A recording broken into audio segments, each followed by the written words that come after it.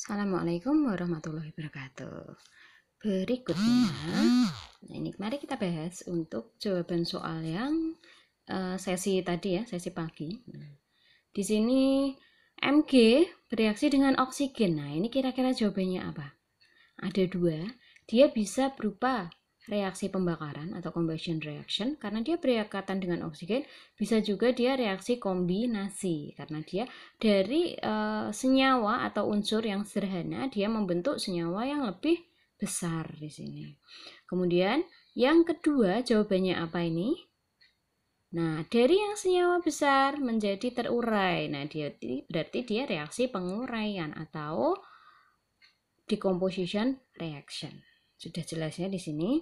Kemudian yang ketiga ada BaOH2 dan K2SO4. Di sini terbentuk KOH. Oke, K ganti berikatan dengan OH, Ba ganti berikatan dengan SO4. Nah, berarti dia reaksinya double displacement. Oke.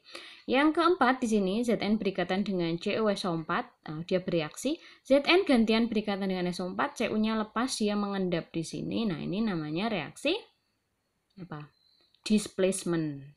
Karena dia penggantiannya hanya satu. Kalau dua itu seperti yang nomor 3, di sini dia double displacement. Next. Di sini akan Ibu jelaskan simple rules. Nah, aturan ya dia, aturan tentang kelarutan garam dan hidroksida dalam air di sini. Meskipun bunyinya simple, tetapi di sini tidak simple. Jadi tolong dipahami dengan baik ya. Yang pertama, kebanyakan nitrat dan asetat garam ya, dia garam ya, adalah larutan. Oke, berarti kalau ada garam yang mengandung nitrat dan asetat, dia ada dalam bentuk larutan, alias dia sukar mengendap. Nah, kemudian yang kedua, kebanyakan garam yang mengandung logam alkali, ion dari logam alkali, lina kawin robi cemas, dan ion amonium NH4 adalah larut. Nah, berarti di sini garam yang mengandung golongan 1A, golongan alkali ya, dia adalah larut. Ingat, golongan 1A itu sukar mengendap. Oke. Next di sini, kebanyakan klorida, bromida, dan iodida. Nah, garam yang mengandung Cl-, Br-, dan I- adalah larut. Nah, kecuali garam itu mengandung Ag, Pb, dan Hg2+. Nah, berarti kalau ada yang mengandung ion Cl-, Br-, dan I-, dia larut. Kecuali kalau si Cl ini berikatan dengan Ag, dia contohnya AgCl endapan putih. Berikatan dengan Pb, PbCl2 juga endapan putih. Berikatan dengan merkuro di sini, Hg22+, dia Hg2Cl2, dia juga berupa endapan.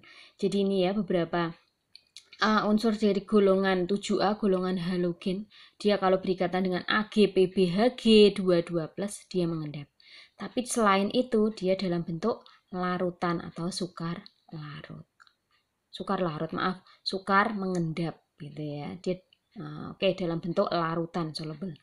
Yang keempat, kebanyakan sulfat, garam sulfat adalah larutan kecuali CaSO4, SrSO4, BaSO4, PbSO4, Ag2SO4 dan HgSO4. Nah, di sini ingat ya, kalian sudah praktek gravimetri, di situ kalian ada pengendapan apa? BaSO4 ya sepertinya ya. Nah, di situ dia dalam bentuk endapan. Nah, sulfat yang bentuk ini ya, CaSO4, Sr, Ba ini dia dalam bentuk endapan. Selain itu, dia dalam bentuk larutan. Nah, kemudian di sini nih kita cermati, apa Bu bedanya Hg ini dengan Hg22+? Kalau Hg yang ini kan Hg-nya Hg2+. Kalau yang ini Hg22+. Nah, yang Hg2+ ini namanya merkuri, ion merkuri, yang ini namanya ion merkuro. Oke, next. Di sini, nah kebanyakan garam karbonat, ion karbonat, fosfat, dan sulfida, dia adalah insoluble, artinya tidak larut. Artinya dia mengendap. Oh, berarti karbonat, fosfat, dan sulfida itu dia mudah mengendap. Kecuali kalau karbonat, fosfat, dan sulfida itu berikatan dengan LiNaK RBCS. Nah, dengan golongan alkali di sini dia tidak mengendap. Ingat ya, golongan alkali itu sukar mengendap. Oke.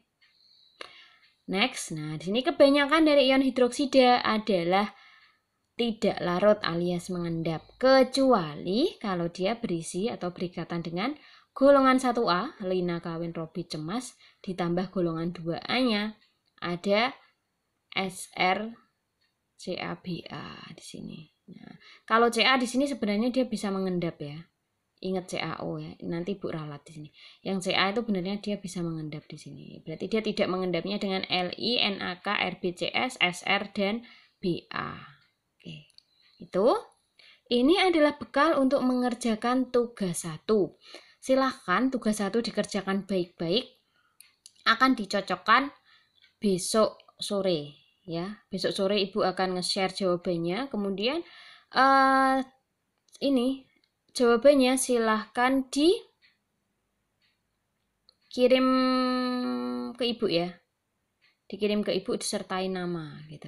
Jadi nanti yang atas ditulisi nama kalian, kemudian bawahnya jawabannya. Bisa di buku catatan gitu.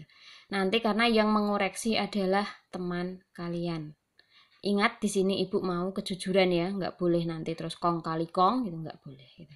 Silakan di sini prediksikan hasil reaksi pada kasus di bawah ini. Nah, contohnya nih, Ibu contohkan satu yang ya, bonus ya. BAS bereaksi dengan CuSO4, hasilnya apa? BaSO4. Nah, BaSO4 di sini fasenya apa? Kita lihat aturan sebelumnya. Oh, sulfat BaSO4 itu dia mengendap. Ingat ya, ini kecuali ya. Mengendap berarti fasenya adalah di sini BaSO4 fasenya adalah solid. Plus, nah kemudian ada Cu dengan S. Cu dengan S, kita lihat sulfida. Sulfida dia adalah mudah mengendap. Nah, kecuali dengan golongan 1A, dia tidak mengendap. Berarti karena Cu tidak termasuk golongan 1A, berarti dia juga mengendap. Di sini berarti hasilnya BaSO4 plus CuS semuanya solid ya. BaSO4-nya solid, CuS-nya solid. Oke, silakan yang bawahnya ini kalian prediksikan untuk mengetahui fasenya gas, solid atau aquos. Silakan dilihat di aturan 6 aturan ini. Oke. Yang harus hati-hati adalah mana ya? Waalaikumsalam. Ini yang harus hati-hati di bagian natrium karbonat dan HCl di sini. Di sini kan hasilnya akan ada Na berikatan dengan Cl. Silahkan fasenya diprediksi sendiri. Kemudian ada H, ada CO3, H2CO3. Ingat H2CO3 di alam tidak ada ya. Dia terurai menjadi H2O dan CO2. H2O-nya nanti liquid, CO2-nya dia gas. Seperti itu. Ini juga seperti nomor 9, ini ada H2SO3. Dia juga terurai menjadi H2O dan SO2. Silahkan nanti fasenya juga silahkan dilihat. Nah, kemudian yang ini, nah ini NH4 ini dengan KOH, dia bereaksi dengan basa kuat. Ada dua kemungkinan. Ketika dia tidak dipanaskan, itu hasilnya langsung ya. Ada K2SO4 di sini dengan NH4OH, tapi ketika dia dipanaskan, NH4OH-nya ini terurai menjadi H2O dan gas NH3. Kalau dipanaskan nanti ada tanda ini ya. Tanda miring di sini.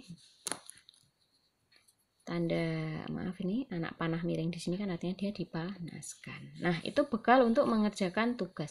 Silakan tugasnya dikerjakan baik-baik untuk seharian besok. Tugasnya maksimal Ibu terima jam sore ya. Oke, sore. Gitu. Oh, maaf ding, besok libur ya. Tugasnya Kamis pagi ya. Nah, tugasnya kita cocokkan hari Kamis pagi. Seperti itu. Dah cukup, Ibu rasa ingat tugasnya sampai nomor 20 ya, 1 sampai 20. Di buku catatan kalian jangan lupa di bagian atas diberi nama kalian, kemudian hasilnya difotokan ke Ibu. Gitu ya. Dah Ibu akhiri, nanti kalau ada pertanyaan silahkan tanya di Edmodo ya. Atau di Jabri Ibu juga boleh gitu. Oke, assalamualaikum warahmatullahi wabarakatuh.